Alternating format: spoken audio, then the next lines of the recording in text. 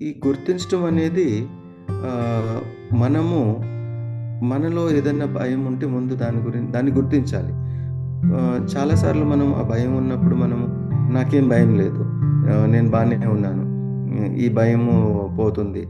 లేపోతే దీన్ని నేను హ్యాండిల్ చేస్తున్నాను. నేను దీన్ని పక్కన పెట్టేస్తున్నాను అని మనం అనుకుంటాం.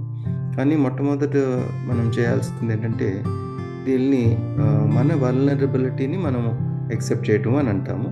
అదేంటంటే మనలో ఉన్న భయాన్ని మనం యాక్సెప్ట్ చేయాలి. ఈ భయం మనలో ఉంది. ఇప్పుడు ఈ పని ముందు దాని వైపు మనం చూడాలి. మనం ఆ వల్నరబిలిటీ మనం యాక్సెప్ట్ చేయాలి. మనం గుర్తించాలి. అప్పుడే మనం దాని నుంచి బయటకొచ్చే మార్గం ఉంటుంది. లేదంటే ఎప్పటికీ మనం దాన్ని దాసిపెట్టి ఉంచుతాము. కానీ అది ఎప్పుడు మనలో పనిచేస్తూ ఉంటుంది.